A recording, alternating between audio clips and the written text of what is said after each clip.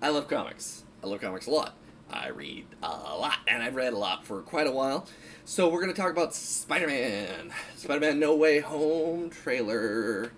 And the reason why I'm going to talk about it is because a lot of people are probably curious about, like, stuff that happens in it, like, where did they come up with such a great idea? It's so incredible! We're very excited for Spider-Man No Way Home. It seems like it's going to be a great movie. It's funny that it comes from one of the worst storylines Marvel has ever thrown at us. And that is the One More Day storyline. It's where Spider-Man sells his marriage to the devil. Before we get there, we gotta talk about Civil War. Now, Civil War in the movies is a bit different. Now, Civil War in the movies is, still Iron Man and Captain America fighting and over Bucky. Aww. In the comics, it was over the fact that a team of younger heroes had a reality show, and they fought a hero who explodes himself. This sounds weird, but ends up blowing up himself as well as a school, and it was just a bad thing. It's basically Iron Man's all like, we need superheroes to register and get training and not let this happen again, and Captain America is just like, well, you shouldn't do that because you're telling people to unmask, or you're sending them to interdimensional jail. And then they fought over that because... Anywho, so what ends up happening is Spider-Man is all like, yeah, I want to be on the side of the law. Iron Man's all like, well, I'm going to need you to just unmask yourself, reveal yourself. Not naked, but like, just do it. And Spider-Man does. And J. Jonah Jameson faints. It was awesome. It was a whole thing. It was in Civil War #2. I have the original issue, as well as like the variant. It's awesome. What ends up happening is that Spider-Man fights with Captain America a bit, and it's a whole thing, and then has some chit-chats with him on rooftops and stuff, and eventually switches sides, realizing that, hey, maybe, taking heroes that risk their lives and save us all the time, and throwing them into, like, super jail is a bad idea. And maybe revealing your identity is not good, too, for being Spider-Man, considering he also gets sued out the ass by J. Jonah Jameson, and some other shenanigans happen. He's very depressed. What ends up happening is that he switches sides, joins Captain America. Eventually, Captain America gives up in a big battle, and then all the heroes are just like, registration's not that important anymore. And like, it's a piece of U.S. legislation, and they're just all like, and like some people, like some heroes, like give up being superheroes. And I understand that's supposed to be reasonable and stuff, but you just go to Mexico, go to Canada. They need heroes. What's the Canada guy? They got Wolverine, and they got, like, Alpha Flight. I mean, Wolverine's good, but Alpha Flight that roster is always changing. Puck is cool, though. So, Spider-Man is now on the run.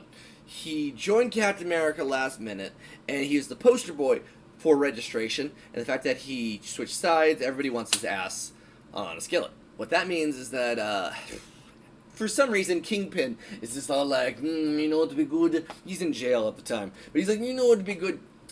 Kill Spider-Man and his loved ones. Sound good? Sounds good. So they send an assassin, a hitman, whatever, and he's like narcoleptic or he sleeps and stuff, and it's all like, haha, I can get past danger because I'm asleep. It's supposed to bypass his spidey sense. They're basically pulling all these excuses out of thin air to just try to be like, whatever. So Hitman finds out at some like crappy hotel or whatever, and tries to shoot at Spider-Man because he's Spider-Man. He jumps out of the way with Mary Jane. He's like, whoop, I got you. And Bullet flies past him, hits Aunt May, and Aunt May's like, oh, my kidney, and or hip, or I don't know what. She gets shot. And she gets rushed to the hospital, and Spider-Man's just like, tries to kill the hitman, but another hitman was already there to kill the hitman or something like that, and eventually finds out it's Kingpin, and then he puts on a black outfit, and then just starts wrecking shit. This part's great. So, like, he's trying to figure out what's going on, trying to get, Aunt May taken care of, and he's trying to figure out, what's happening, so he puts on his black outfit, gets super angry, and it eventually ends up with Spider-Man showing up in the prison that Kingpin's at.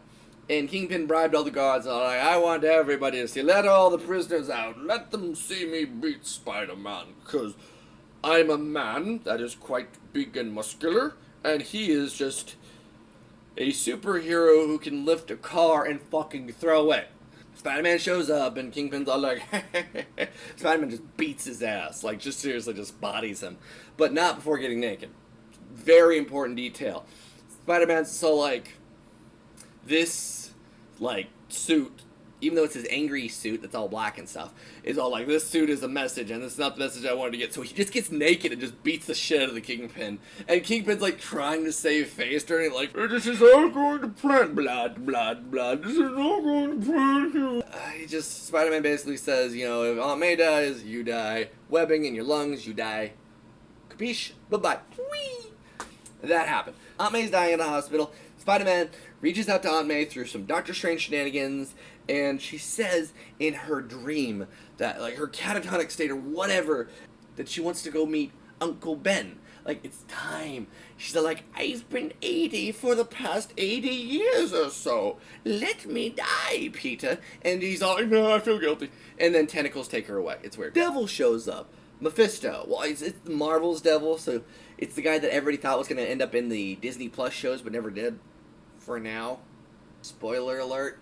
I'm sorry. And so Mephisto shows up and is all like, hey, I'm going to make you a deal. Peter's just all like, you want my soul? And he's like, nah, I want your marriage. And it's like, that's weird. And supposedly his logic is all like, I want you to be unhappy and secretly unhappy. Like a small party who's just going to be like, angry. Because if you give me your soul and I put you in hell, you're going to be all like, I sacrificed myself for a good reason. Even though, I mean, I know it's comics and Aunt May is probably going to live forever as long as the comic is in print. But seriously, like, in most issues, she looks like she's going to snap in half. She looks like she's like 80,000 years old. We don't need her anymore. Just let Peter grow as a person and realize that, hey, maybe tragedies happen and we can become stronger from it and move on, which is a reoccurring theme for Spider-Man, accepting it. And, you know, sure, there's guilt involved, but you can't let it control your life. You make shitty decisions if guilt dominates everything that you do. And that should have been, like, the message there, because Spider-Man is all about guilt, and it gets out of control, and it's supposed to be relatable, and what ends up happening is Spider-Man just ends up selling his marriage to the devil so that Aunt May lives, and then Mary Jane goes to the devil, whispers something in his ear, and the devil's like, ho ho ho. They cut a deal, hinting at that Mary Jane sold their unborn child to remask Spider-Man, and then presto changeo, switches into a series called Brand New Day, and Harry Osborn's alive. Like, the devil just threw in a freebie. It's like, here you go. Here's your weirdly haired person. Like, seriously, his hair is so fucking weird. It's like tiger stripes, but like a rug. The person to blame for most of this is Joe Quesada. Quesada? J. Michael Straczynski, the writer of the time, had a disagreement with Joe Quesada, basically saying, like, hey, I'm okay with retconning the marriage, but, like, maybe we shouldn't retcon, like, everything. And Joe Quesada was all like, let's fucking do it! Let's make Spider-Man a loser! It's, like, not nice, a loser, but, like, pretty much, like, still could not get his life together no matter what he tried. It's just, like, it's depressing, because Spider-Man is somebody who struggles, but he's supposed to get past it. And, like, a lot of people think that Spider-Man, you know, for every win, he takes 2 steps back, but it's just, like, there's a balance to it, you know? Like, you can't make his stories too depressing, or you just want to go cry. Which leads us to Brand New Day, leads to Brand New Day. And what that ends up happening is they need to explain it. How did this happen? Just one day, it's just like, oh, nobody knows who he is. Nobody does. And what happened is there's a side comic with an evil devil pigeon. Mephisto goes back in time, becomes an evil pigeon, and lets a burglar out of a car. Spider-Man chases the burglar, gets hit in the head with a brick on accident, because Spider-Sense doesn't work against bricks. And even though he stood, like, you know, Hulk punches to the face and knocks him out, he misses his wedding, and him and Mary Jane break up. Mary Jane's like, I can't do this no more. She doesn't sound like that, but, you know. She moves on. They all move on.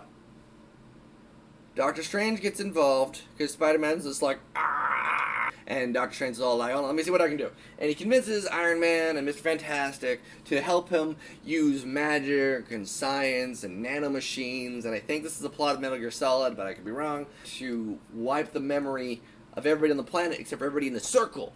And then Spider-Man's like in the circle, like, okay, I'm ready. And he grabs Mary Jane the last second, like, oh no, no, I want her. In the comics, Mary Jane's all like, I really wish I could have forgotten all this. Spider-Man's all like, nah. You see how that kind of is similar to the movie with what they're doing with No Way Home? But, yas. I'm excited because it's gonna lead to some good shit. It's gonna lead to some good shit, and I'm hoping with all the multiverse stuff that's going on, you know, I'm very excited because we're gonna get so, oh my god, we might get Tobey Maguire back, we might get Andrew Garfield back, Alfred Molina, Willem Dafoe, Jamie Foxx, you fucking throw in Emma Stone, make her Spider-Gwen, do it, make it happen. Get Tom Hardy in there as Venom, get the black shit on there, and then like, you know, he sees Spider-Man and goes, ooh, I like your, you know, this, what's going on here, and then he does it. He just is that solution. That's how you do it. You just, he goes like, oh, you're a person with very similar features to me, and we've never met, but you know it would be very cool. There's a little spider right here. That's not a dragon. I don't care about the new Venom stuff. I love Venom, but it's not a fucking dragon. It's a spider. And that's what's going on with Spider-Man No Way Home, and how it relates to the comics, and how it's all tied together.